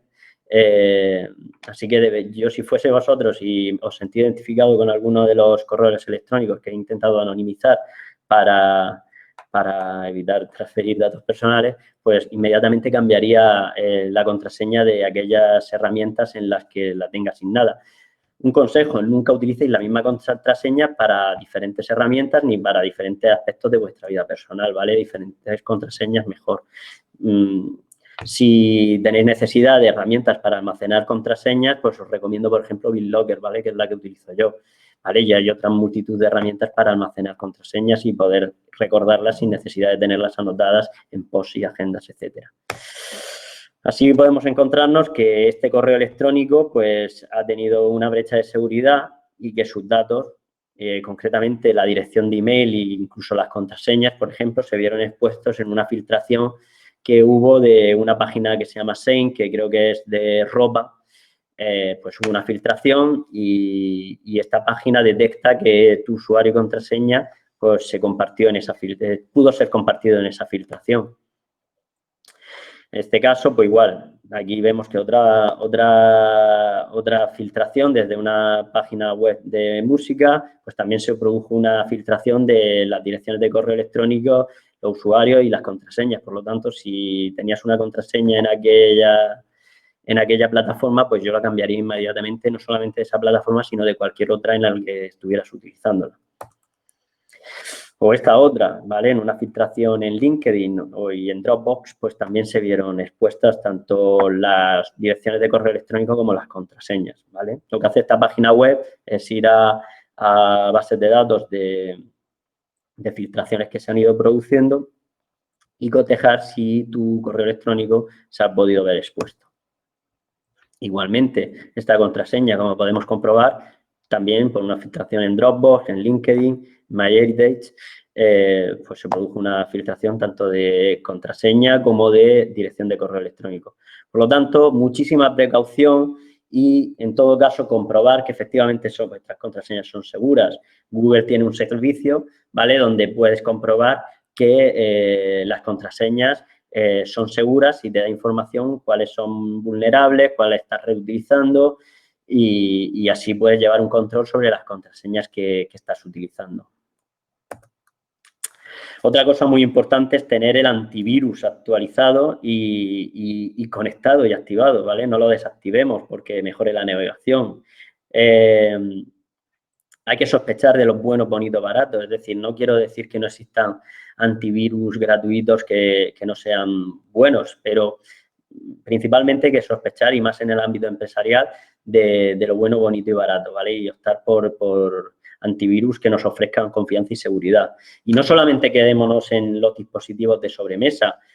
Todo el mundo tenemos móviles, todo el mundo tenemos tablets y la mayoría no tenemos antivirus instalado en esos dispositivos y ahí tratamos información. Por lo tanto, también debemos de tener implantados en estos dispositivos un antivirus. Y este antivirus, pues podríamos combinarlo tanto con anti-malware y firewall para llegar a un nivel de protección óptima, ¿vale? ¿Y cuáles son los fraudes habituales que nos encontramos? Pues uno de los primeros que nos encontramos es la ingeniería social. La ingeniería social lo que utilizan es, basándose en la confianza con el interlocutor, pues recogen una serie de información y te atacan y cogen información tuya para luego compartir o para luego ser utilizada y poder hacerte chantaje. Frente a este ataque de ingeniería social, que pues la mejor herramienta es el propio sentido común. Si nunca WhatsApp me ha llamado para preguntarme una clave porque pues no lo va a hacer ahora, Dropbox igual, un software de Microsoft pues tampoco. Es decir, nosotros hemos tenido ataques en la empresa de ingeniería social donde una persona hablando en inglés, haciéndose pasar por Microsoft, pues nos pedía que estaban detectando un pico de actividad raro en nuestros sistemas y que teníamos que entrar a una página web y era muy convincente y meter allí nuestro usuario y contraseña para poder verificar que éramos nosotros y que se estaba todo produciendo de forma correcta. Y era muy convincente. De hecho, a mi compañero lo pasaron hasta con 3 interlocutores, ¿vale? Empezaron hablando en inglés, luego pasaron con una persona que hablaba español pero con acento inglés, etcétera. Es decir, son gente muy convincente. Un caso muy conocido es lo que le pasó a Albert Rivera en las últimas elecciones. No sé si estáis al tanto, pero en las últimas elecciones a Albert Rivera le hackearon el WhatsApp haciéndose mediante una estrategia de ingeniería social. Lo llamaron haciéndose pasar por WhatsApp, le dijeron que estaba siendo atacado, que iba a recibir una contraseña en su dispositivo. No sé si controláis el tema de la migración de las conversaciones de WhatsApp, que cuando vas a migrar de un teléfono a otro, lo que te mandan es una contraseña de verificación a tu antiguo terminal para poder exportar la copia de seguridad al nuevo terminal. Pues hicieron eso con él. Dijeron, oye, vas a recibir una contraseña, puedes dárnosla para poder verificar que eres tú y terminar con el ataque que estás sufriendo. Y Albert Rivera, basado en la confianza, le dio la contraseña que había recibido de WhatsApp y lo que hicieron fue exportarle las conversaciones de WhatsApp a otro dispositivo que ellos manejaban, ¿vale? O sea que podemos sufrir este tipo de ataques. También podemos recibir virus por correo electrónico. De ahí que sea muy importante escanear toda la información que recibamos por correo electrónico, ¿vale? Suelen venir en ejecutables, pero también pueden ser ficheros PDF o ficheros que parecen que son Word o Excel, pero en realidad son ejecutables, o incluso en ficheros comprimidos como WinZip o como WinRAR, ¿vale? Y tenemos que tener mucha precaución. ¿Qué tenemos que hacer? Pues, oye, vamos a escanear toda la información. Vamos a tener primero un antivirus potente. Vamos a escanear la información que nos descarguemos de nuestros correos electrónicos y, sobre todo, vamos a aplicar el sentido común y vamos a tener mucho cuidado. Si no solemos recibir las facturas en ese correo electrónico, porque es un correo personal y nosotros lo recibimos en otro correo genérico de la empresa, pues no vamos a abrir una factura que nos llegue al personal, o vamos a dudar de ello al menos, y vamos a preguntar a nuestro equipo de sistemas que si puedes abrirlo o no puedes abrirlo, para que ellos lo ejecuten en un entorno seguro, ¿vale? Muy importante el tema de los virus por correo electrónico, y no solamente por virus por correo electrónico, sino también por redes sociales. Por lo tanto, también debemos de desconfiar de cualquier página web rara o de cualquier enlace raro que nos compartan por redes sociales. Perdonad que vaya ya tan rápido, pero se ha cumplido el tiempo. Todavía tengo cosas que deciros y voy a ir un poquito más rápido. De todas maneras, si queda alguna duda, luego voy a dejar mi correo electrónico para que podáis consultarnos cualquier duda que os haya podido suscitar la charla. Descargas de ficheros que se produzcan de páginas no oficiales, también hay que tener muchas precauciones. Muchas veces pues, hacemos una búsqueda de software en Google y nos lleva a páginas no oficiales donde nos descargamos software que están infectados. Pues hay que tener muchas precauciones y desconfiar de todas esas páginas que no son las oficiales. Hay que tener mucho cuidado con herramientas P2P tipo Emule, ¿vale? Entonces, mucho cuidado con este tipo de ficheros que compartimos, ¿vale? Que nos podemos descargar de la red. Mucho cuidado también con las aplicaciones fraudulentas. Si me voy a descargar una aplicación, muy importante que lo hagas desde una aplicación, desde el sitio oficial de la aplicación, que valoremos los comentarios y las valoraciones que se hagan de la aplicación. También es muy importante el número de descargas que tengan, es una pista bastante importante. Y, por supuesto, leer el contenido de la política de privacidad, del pago y seguridad que nos ofrezca la plataforma, ¿vale? Y luego las técnicas de phishing, que es lo que hablábamos, las estafas que se producen pues suplantando la identidad de entidades de confianza, pues como pueden ser los bancos o pueden ser otros compañeros o clientes incluso, y que se utilizan principalmente para robar información. Vienen enmascaradas pues introduce tu información para tener una devolución de Hacienda, por ejemplo, o ha habido cambios en la política de privacidad de la entidad, regístrate aquí para aceptarla, o aquí te promocionamos un nuevo producto, o tienes un vale descuento, etcétera. ¿Cómo podemos identificarlos? Pues lo primero de todo, pues ser precavido con correos sospechosos. Si nunca recibo correos, además nunca Hacienda no te va a hacer una devolución, ¿vale? Mediante un correo electrónico. Te lo tendrán que notificar de una forma oficial y fehaciente, ¿vale? Pero bueno, si nunca recibo información de correos de Google, de Dropbox, de bancos o de agencias, administraciones públicas, etcétera, pues vamos a desconfiar de los que recibamos. Vamos a tener cuidado con la escritura. Muchos de ellos tienen problemas en la escritura y podemos identificar fallos ortográficos. Son genéricos normalmente, no se dirigen a ti personalmente. Por ejemplo, si es un cliente, se dirigen a lo mejor estimado cliente o hola, o no tienen un mensaje dirigido, porque se utilizan para varios usuarios a la vez. Te piden premura al actuar, es decir, te exigen introdúcelo inmediatamente o vas a perder la devolución, o introdúcelo inmediatamente para hacerte con el descuento, ¿vale?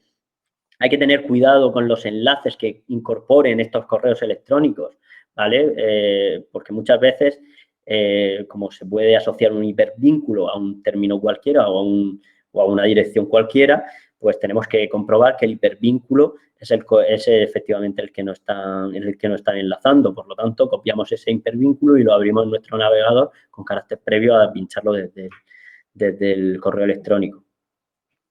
Y luego hay que aplicar un consejo, aplicar esta ecuación. Solicitud de datos bancarios con solicitud de datos personales, ojo que puede ser un fraude, ¿eh? Es muy probable que sea un fraude.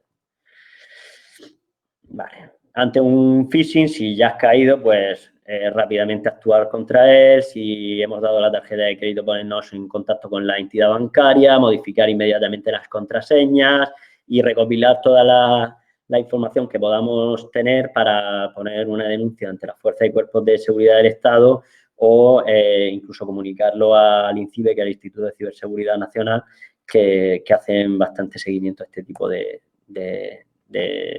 de técnicas para hacer daño.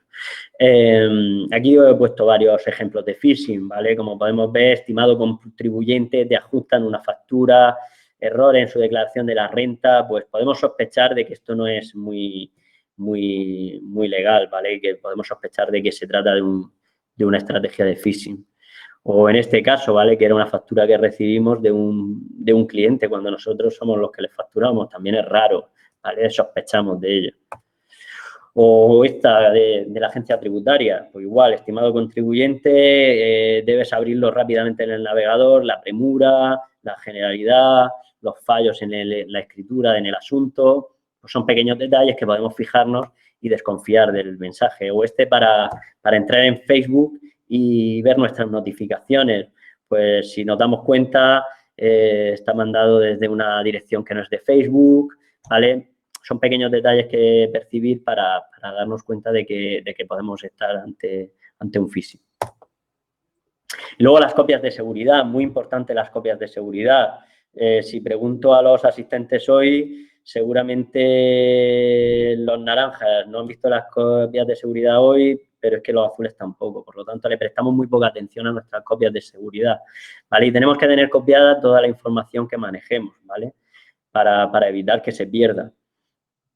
Y deben de tenerse en cuenta tanto los planes de continuidad de negocio, es decir, cuánto tiempo puede estar sin restaurar la información, cuál es el tiempo de restauración de toda esta información, se tiene que tener en cuenta porque al final es dinero que va a perder la organización si no podemos ser ágiles en estas restauraciones. Ante las copias de seguridad, el Departamento Técnico del EGIT recomienda esta estrategia, que es la 3-2-1, que es típica, más una, que es, ahora os explico en qué consiste, 3 copias de cualquier fichero, es decir, una original más 2 copias de seguridad. 2 de las copias se deben de tener en dispositivos, en soportes distintos.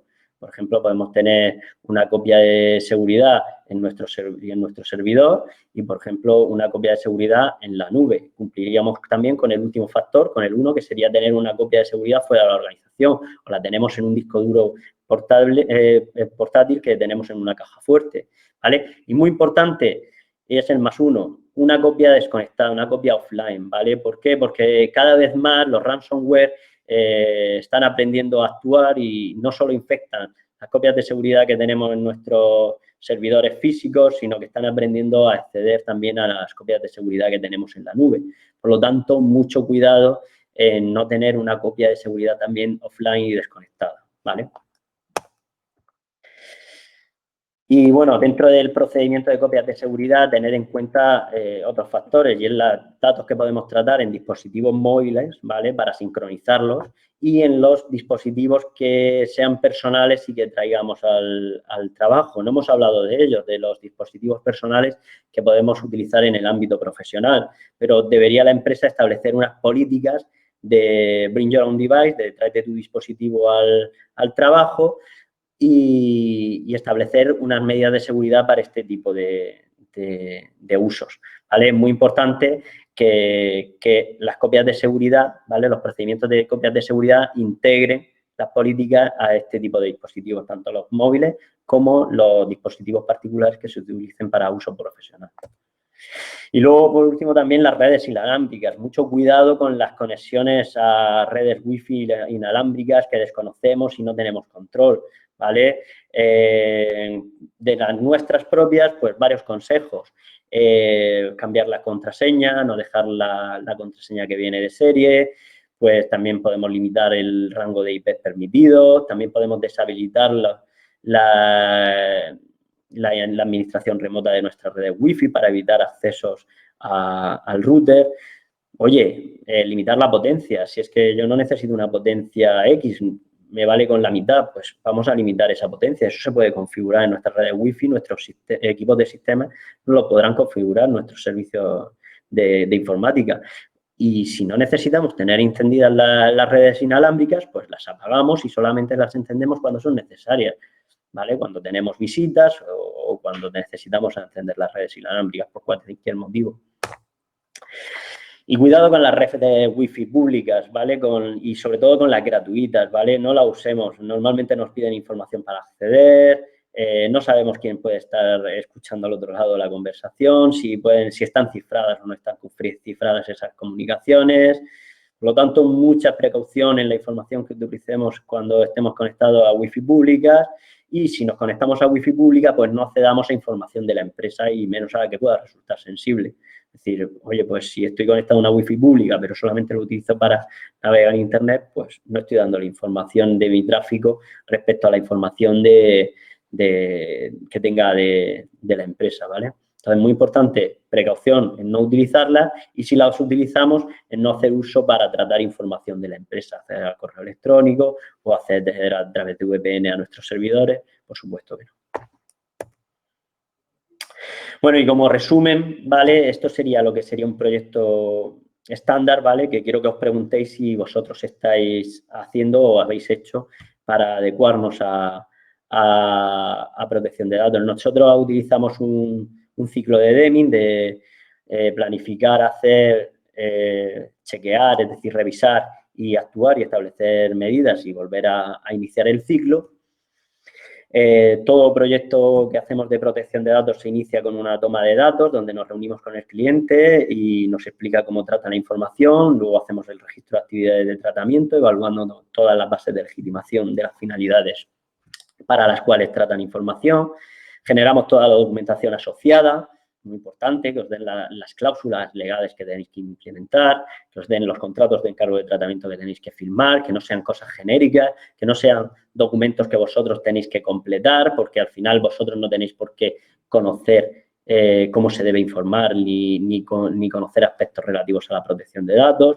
Haremos también una evaluación del riesgo y estableceremos y haremos recomendaciones de medidas que podéis implementar para mitigar el riesgo. Establecemos, nos gusta protocolarizar todo esto, es decir, no sirve de nada que yo te diga cómo debes de contestar un ejercicio de derechos si no protocolarizamos y hacemos extensible al resto del personal cómo se debe de actuar ante ejercicio de derechos o ante una brecha de seguridad. Por lo tanto, es muy importante establecer estos protocolos. Nosotros lo consideramos fundamentales, tanto de teletrabajo ahora por las circunstancias, como de contratación de proveedores, de ejercicio de derechos, de privacidad del diseño, etcétera.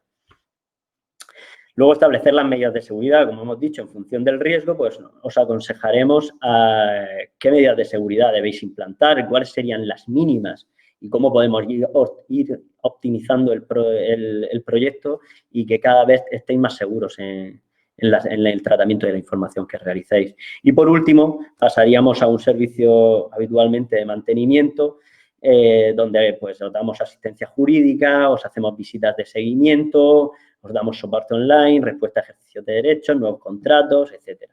Esto sería lo que sería un proyecto de protección de datos como nosotros lo entendemos y como entendemos que estaría un trabajo bien hecho. ¿Vale? Estos son unos mínimos. Entonces, pues preguntaros si vosotros habéis hecho este análisis, si de verdad estáis realmente protegidos. No sé si os quedan mayores dudas. Al final ha sido un poco monólogo. Perdonad por si he sido pesado o si he hecho mucha... Trabajar, navegar de modo incógnito. Me están preguntando dudas. Perdonad que introduzca la duda. Trabajar, navegar de modo incógnito, ¿tiene algún beneficio?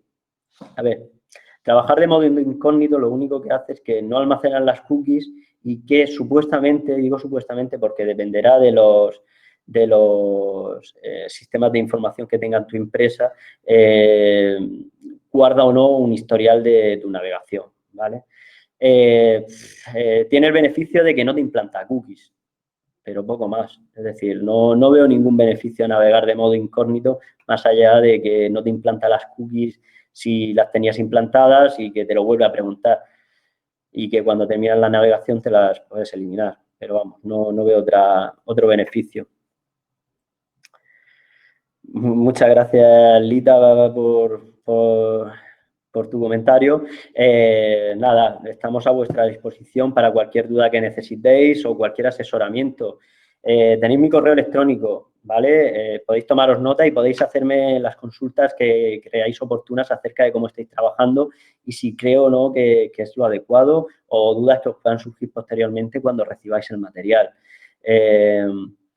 Por todo lo demás, ha sido un placer estar con vosotros esta mañana y nada, lo dicho, espero que nos sigamos viendo más adelante. Muchas gracias y un saludo.